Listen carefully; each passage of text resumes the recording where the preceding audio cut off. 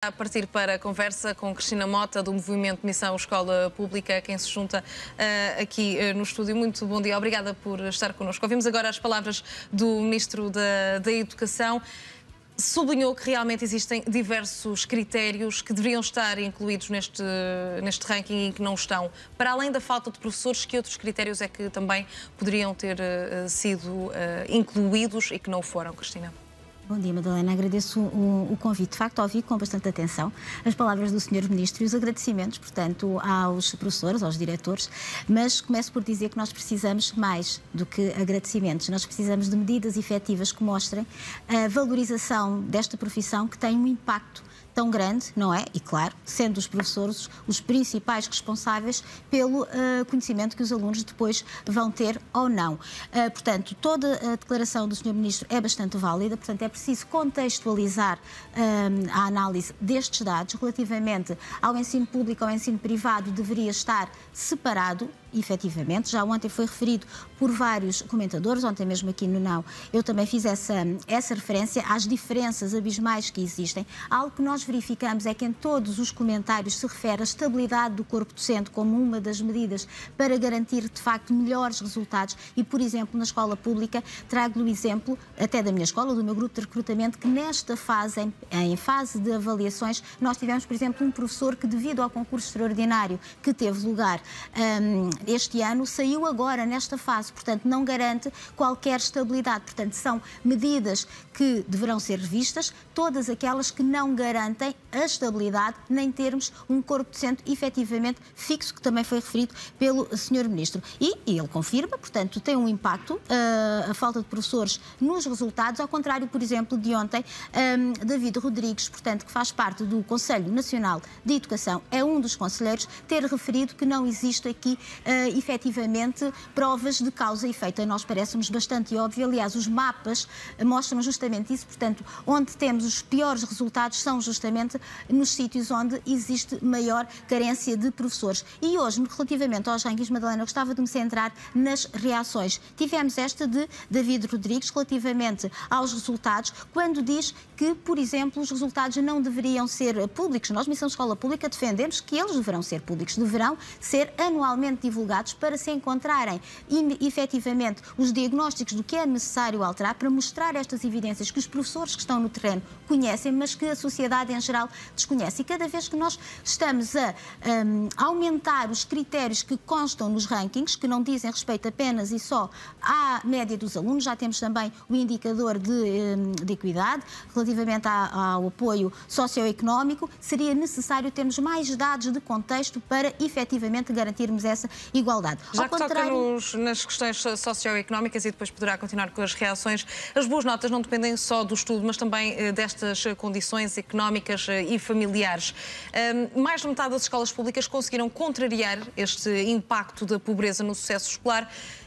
Tem sentido que há um reforço por parte das escolas públicas para haver esta contrariedade? Pelo menos um alerta têm, efetivamente. Depois vai depender das escolas das escolas e também das autarquias que poderão ter aqui um impacto para se aumentar. Estamos a ver. E como? Através dos apoios, por exemplo, na rede de transportes, para poderem garantir, portanto, uma maior facilidade de transporte a todos os alunos, também em termos da alimentação, também é importante ser garantida. Também os apoios que poderiam ser atribuídos, e lembro, Madalena, que este ano uma das medidas que estão a ser implementadas pelo atual Governo diz respeito ao horário dos professores, que está todo ele direcionado apenas e só para a atividade letiva, para as aulas. Era necessário nós conseguirmos disponibilizar aos alunos, por exemplo, apoios, mesmo na escola, para garantirmos, portanto, algo extra que, por vezes, os alunos que se encontram em meios socioeconómicos mais favorecidos poderão aqui encontrar. E voltando aqui, portanto, às reações, David Rodrigues ontem também falava sobre justamente a questão do apoio, a questão do investimento, e comparou e referiu que os encarregados de educação, os pais, deverão ter aqui um papel importante. Não nego. Todos devemos estar muito bem envolvidos neste apoio, mas há apoios que, por muita vontade que o encarregado de educação tenha, não tem possibilidades. Explicações extra é muito difícil, exemplo, para quem não tem condições socioeconómicas. David Rodrigues comparou, portanto, o facto de termos famílias a investir 200, 300 euros num colégio, há de ser muito mais, e referiu que isso é positivo, não havendo isso noutros meios que as famílias não investem tanto. Ora, por vezes vezes, e na maioria dos casos, o que acontece é que a família não tem possibilidades para isso. E foi com estranheza que eu verifiquei essas declarações, tendo em conta que não referiu, por exemplo, o desinvestimento que tem vindo a ter lugar desde há muitos anos. Portanto, nós lembramos que a OCDE indica que a percentagem do produto interno bruto que um país deverá investir na educação é de 6%. No nosso país não chega sequer perto dos 4%. São nestes campos que nós temos, de facto, de investir. E relativamente aos exames, relativamente aos rankings, relativamente à forma como nós podemos garantir uma equidade, David Rodrigues também criticou, aliás, referiu que tinha ouvido uma professora referir ser a favor dos exames nacionais e que certamente não era uma verdadeira professora. Não sei se estaria a referir, portanto, a algum dos recursos humanos não qualificados em ensino que nós temos neste momento no sistema de ensino e que não lhe está a ser também permitida a profissionalização por falta de vaga, mas posso-lhe garantir que eu sou uma professora profissionalizada em ensino e que defendo, eu e todos os elementos da missão escola pública, efetivamente os exames nacionais. São, de facto, a única medida que nós temos neste momento que garante a equidade é todos os alunos, independentemente se estão no ensino público, independentemente se estão no ensino privado, fazem o mesmo exame. E isto é importante, nós garantirmos as mesmas situações a todos os alunos, não só em termos da prova que eles estão a fazer, mas também dos meios que lhe damos, dos apoios que lhe damos. Portanto,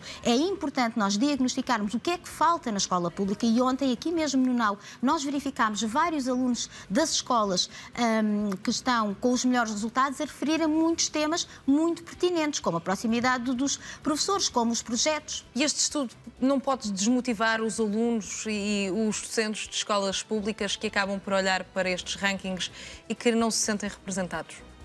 Ora, para já ter a noção que os mesmos professores que estão na escola pública também estão no ensino privado. Portanto, são formados exatamente nos mesmos locais. Ontem, por exemplo, no Necrato, num outro canal, referi que se devia pensar a formação de professores. Ora, a formação dos professores é a mesma, aqueles que estão no ensino público do que estão no ensino privado. Portanto, o que desmotiva efetivamente um professor é não ter meios. E há pouco o Sr. Ministro da Educação falava que realmente fazem um grande esforço, pois por muito esforço que se faça, se não tivermos os meios para isso, nós não conseguimos. E tem feito um esforço suficiente para uma educação inclusiva, Cristina Mota? Não.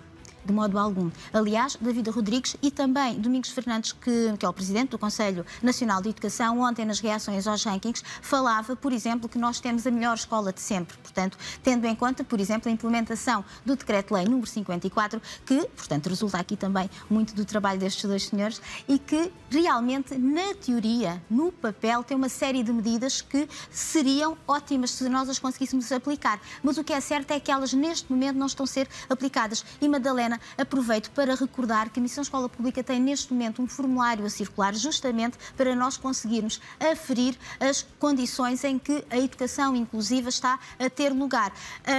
Lembro ainda que vários professores em várias escolas estão a apresentar neste momento escusas de responsabilidade justamente porque não têm essas condições asseguradas. Portanto, convidamos, neste caso, David Rodrigues, Domingos Fernandes, a aceitarem os convites para irem às escolas para verem efetivamente o que é que nós temos. Porque, ao contrário do que foi dito ontem, nós não podemos fazer a avaliação de uma escola com base nos sonhos que essa escola tem. Porque os sonhos não passam por vezes do papel. E o que nós precisamos, efetivamente, é de termos ações e de termos respostas e vermos nos resultados dos nossos alunos efetivamente essa melhoria. E sem dados não o teríamos. Seria ótimo nós não termos dados que, de facto, mostrassem que existem estas diferenças abismais. Mas temos, e é muito importante continuarmos a ter. Ainda devíamos ter mais, porque só assim conseguimos desmontar muito deste discurso que é, por vezes, até colocado em palestras, em seminários, mas que na prática não tem validade. Ele funciona apenas no papel, mas é preciso irmos ao terreno, à prática, para sabermos exatamente o que é que está a decorrer. Fica feito o convite. Cristina Mota, muito obrigada por ter estado connosco e bom fim de semana. Obrigada, igualmente.